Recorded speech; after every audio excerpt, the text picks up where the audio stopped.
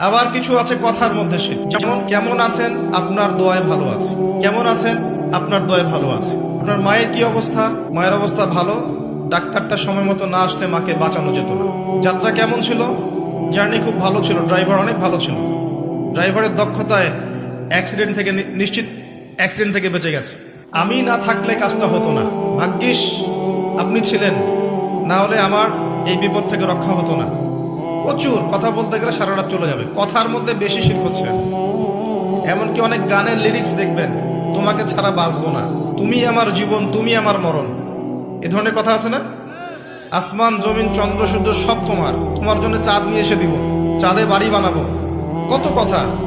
এই শিরিক এবং তাওহীদটাকে শেখেন। শেখার পরে আপনি উপন্যাস পড়বেন, কবিতা পড়বেন, গানের লিরিক্সগুলো পড়বেন, দেখবেন যে শিরিক দিয়ে ভর্তি। এমনি এমনি আল্লাহ পাক বিষয়গুলোকে হারাম করেন না, এখানে শিরক আছে, অনেক ক্ষেত্রে কুফরি কথা আছে, অনেক ক্ষেত্রে আবার ভক্তি প্রদর্শন করতে গিয়ে অতি ভক্তি হয়ে যাচ্ছে, আর হারাম ইনস্ট্রুমেন্ট তো আছেই। সব মিলিয়ে এই বিষয়টা হারাম। তার উপরে আবার এটা আপনার সময় কিল করবে এবং আপনাকে আল্লাহর জিকির থেকে সরিয়ে দেবে। যখন আপনি এগুলোর মধ্যে ডুবে যাবেন, ওই মোমেন্টে আপনি আল্লাহকে ডাকতে পারবেন না, ওই সময়টা ওরা খেয়ে ফেললো। সব মিলিয়ে বিষয়টা হারাম। তো এরকম কথায় অনেক শিরক হয়। তো বেসিক কথা হচ্ছে, তিনভাবে শিরক হতে পারে: আপনার কথায়, আপনার কাজে এবং আপনার চিন্তায়।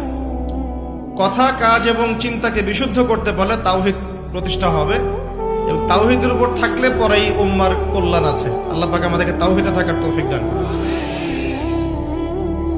যারা শিরক মুক্ত অবস্থায় কবরে চলে যাবে ইনশাআল্লাহ, তারা উত্তর দিতে পারবে যে রব্বি আল্লাহ, আমার রব হচ্ছেন আল্লাহ।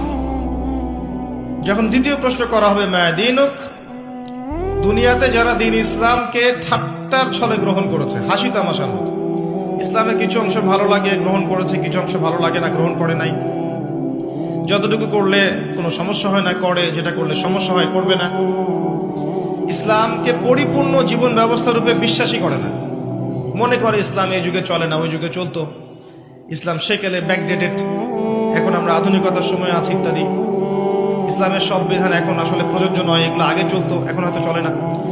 যদি ইসলাম সম্পর্কে এমন ধারণা থাকে মানুষের, সে উত্তর দিতে পারবে না যে মা দীনুক, তোমার দিন কি। যারা পরিপূর্ণরূপে ইসলামকে গ্রহণ করেছে মননে, যে ইসলাম একমাত্র জীবন ব্যবস্থা যেটা আল্লাহর কাছে গ্রহণীয়, এবং এখানে প্রত্যেকটা বিষয়ের সমাধান আছে। হ্যাঁ, আমি হয়তো আমল করতে পারছি না বা বাস্তবায়ন করতে পারছি না, কিন্তু আছে ইসলামের মধ্যে, এই আকীদা ঠিক আছে।